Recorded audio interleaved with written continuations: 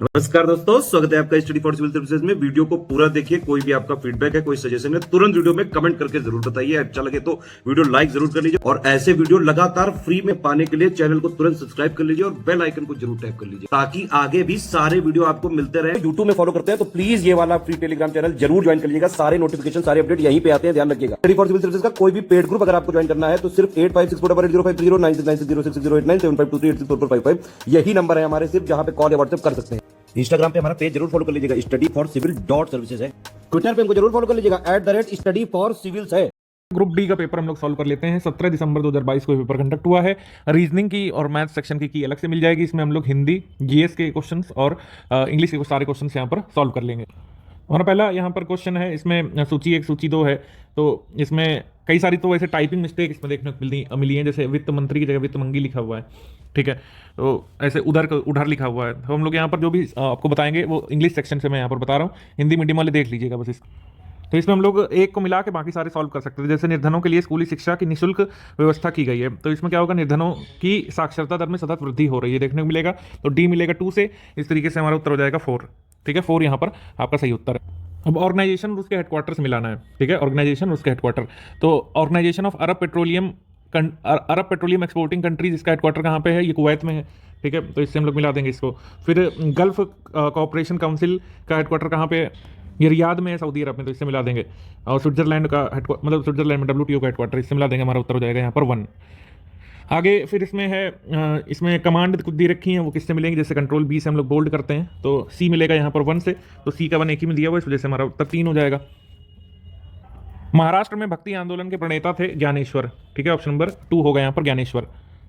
आगे इसमें पूछा है कि घटनाओं को व्यवस्थित क्रम में लगाइए। इसमें आपको खाली 1-2 के ईयर पता होना चाहिए। तो जैसे अगर आपको पता है पार्टीशन ऑफ बंगाल जो है ये वो 1905 में, तो सबसे पहले यही आएगा, उसके बाद ही सारी घटनाएं हुई थी। महात्मा गांधी जो है 1914 में आए, माफ कीजिएगा 1915 में आए, उसके बाद ही सारी घटनाएं हुई थी। दांडी मार्च हो गया, खिलाफत मूवमेंट हुआ, सब बाद में हुए थे। तो इसमें आपको पता होना चाहिए सबसे पहले कौन सा आएगा। सबसे पहले आएगा बी, और बी किसमें दिया हुआ, ऑप्शन नंबर सी में, इस वजह से हमारा ऑप्शन नंबर 3 वाला सही हो जाएगा। कई बार आपको सारी घटनाएं नहीं पता होनी चाहिए, कई बार ऐसा हो सकता है आपको एक भी वर्ष ना पता हो, लेकिन अगर आपको ये अंदाजा है कि कौन सा पहले घटनाक्रम हुआ था, कौन सा बाद में, तो ये क्वेश्चन आसानी से हो जाते हैं। संविधान में विशेषता क्या है, कोई व्यक्ति स्वतंत्रता पूर्वक अपने धार्मिक विश्वासों, आस्थाओं, परंपराओं का पालन कर सकता है, धर्मनिरपेक्षता। इसके बाद हमसे पूछा है राज्य और व्यक्ति अथवा व्यक्ति के समूहों द्वारा प्रचालित और उनके स्वामित्व के वाले उद्योग क्या प्रकार कहलाते हैं, संयुक्त, ज्वाइंट सेक्टर में होता है, कि स्टेट की भी ओनरशिप होती है और इंडिविजुअल्स की भी। इसके बाद इसमें ये सूची 1 सूची 2 से मिलाना है, तो हम लोग कह सकते हैं कि ह्यूमस फॉर्मेशन जो है किससे प्रभावित होता है, फ्लोरा, फाना और माइक्रो ऑर्गेनिज्म से।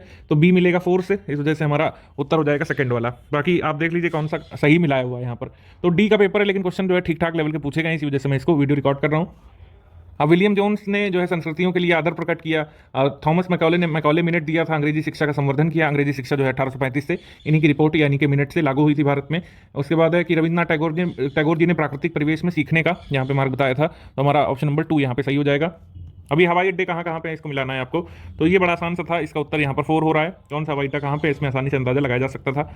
देन इसके बाद इसमें कौन से मानव निर्मित संसाधन उनकी पहचान करना है। मशीनरी मानव निर्मित है, सड़कें मानव निर्मित है, पुल मानव निर्मित है, उष्ण कटिबंधीय वन मानव निर्मित नहीं है, नदी जल ये मानव निर्मित नहीं है। अब इसमें जो है चाइनीज बुद्धिस्ट पिलग्रिम कौन सा है, तो मैगस्नीज ये नहीं है, इब्न बतूता नहीं है, इब्न बतूता आया मोरक्को से, अफ्रीका से। मैगस्नीज जो है ये ग्रीक है, तो इस वजह से हमारा उत्तर क्या हो जाएगा, B, C and D only, यानी कि ऑप्शन नंबर 4। उसके बाद ये फोर्स के बारे में, फोर्स की डेफिनेशन के बारे में है कि कौन कौन से यहाँ पर डेफिनेशन सही है। तो ए भी सही है, बी भी सही है, उसके बाद डी भी सही है और ई भी सही है। Force can not change the direction of motion of an object, ये नहीं होगा। Reserve bank of India formally inaugurate हुआ था 1 अप्रैल 1935 को, हमारा उत्तर क्या हो जाएगा, 3। आगे हम देखेंगे इसमें जो है कृषि के प्रकार से मिलाना है, तो स्लैश एंड बर्न यानी झूम कृषि क्या है, स्थानांतरित कृषि है। कृषक के परिवार की आवश्यकताओं की पूर्ति करने वाली कृषि क्या होती है, सब्सिस्टेंस एग्रीकल्चर यानी कि निर्वाह टाइप की कृषि कहलाती है। एक वृहद क्षेत्र में एकल फसल उपजाई जाती है, किसमें, रोपण कृषि में। और वाणिज्यिक अन्य कृषि होती है वाणिज्यिक प्रयोजन के लिए उपजाई गई फसल के लिए। तो हमारा उत्तर हो जाएगा इसमें 1, ठीक है, 1 यहाँ पे सही उत्तर हो जाएगा। आगे हम लोग बढ़ते हैं। आगे भी मैचिंग का क्वेश्चन है, इसमें आर्ट एंड कल्चर से पूछा है, मंदिरों की आर्किटेक्चर से है। इसमें स्तूप क्या है, स्तूप क्या है, एक ढेर होता है, बेसिकली माउंड होता है। स्तूप इज बेसिकली माउंड। और प्रदक्षिणा पथ वो होता है जहाँ पर वृत्ताकार एक पथ होता है। स्पेलिंग की बड़ी मिस्टेक है यहाँ पर, पथ को पाई लिखा हुआ है यहाँ पे। और इस तरीके से हमारा उत्तर हो जाएगा इसमें 4, ऑप्शन नंबर 4। इसके बाद इसमें जो है उत्तर हो जाएगा हमारा 3 वाला, ठीक है, उत्तर यहाँ पे मिलेगा 3 वाला, इसको आप देख लीजिएगा। 2 राष्ट्रों के बीच व्यापार क्या कहलाता है, ये कहलाता है आपका अंतरराष्ट्रीय व्यापार। इसके बाद खाद्य श्रृंखला को बताना है। खाद्य श्रृंखला ऑब्वियस सी बात है किससे शुरू होती है, स्वपोषी से, यानी पौधों से। ऑप्शन नंबर यहाँ पर सही हो जाएगा 4 वाला। जी, किससे शुरुआत होती है बस यही पता होना चाहिए था आपको। आगे हम लोग पढ़ते हैं। आगे यहाँ पे है उपकरण की पहचान करना है जो प्रयोक्ता के अनुदेशों और डाटा को स्वीकार करता है, वो आपकी इनपुट डिवाइस है। Option number 3। आगे बताना है हमको कि इसमें पर्यायवाची से मिलाना है, तो भ्रमर के पर्यायवाची भ्रमर, भंवरा मधुप हो जाएगा मधुकर के पर्यायवाची, शशि इंदु निशाकर हो जाएंगे चंद्रमा के पर्यायवाची, वस्त्र पटन वसंत कपड़े के, रवि भानु दिनकर सूर्य के। इस तरीके से 4 ऑप्शन हमारा करेक्ट हो जाएगा।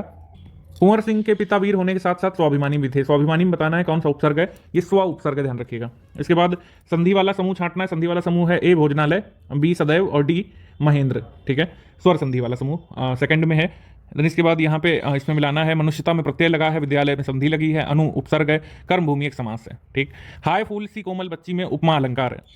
निम्नलिखित वाक्यांशों को क्रमानुसार व्यवस्थित करना है।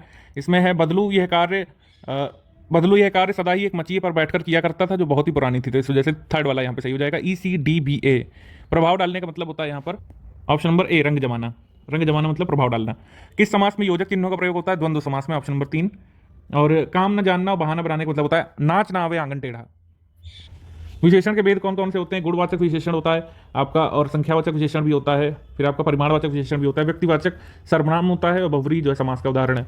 इसके बाद है कि विशेषण शब्दों की विशेषता प्रकट करने वाले क्या कहलाते हैं, प्रविशेषण कहलाते हैं। ये आपका दिल्ली में प्रगति मैदान में मेला लगता है, मेले की थीम यूथ थी, और विदेशी प्रकाशकों की पुस्तकें यहाँ पर नजर आई थी। देश की पुस्तकों के साथ साथ बच्चे एनिमेशन द्वारा फिजिक्स केमिस्ट्री बायोलॉजी मैथ सीखते हैं, भाषा नहीं सीखते हैं इसमें, और ये यहाँ पर हमारा 4 वाला सही हो जाएगा।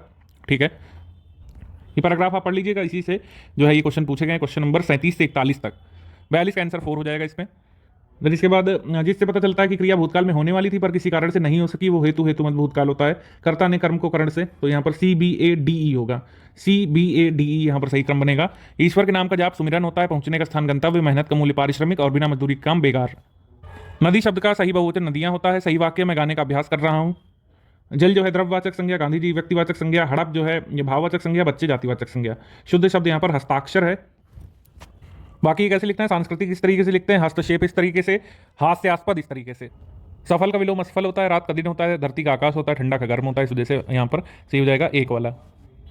आगे हम लोग पढ़ते हैं। मैथ्स रीजनिंग के प्रश्न अलग से वीडियो में करवा दिए गए, उसको देख लीजिएगा।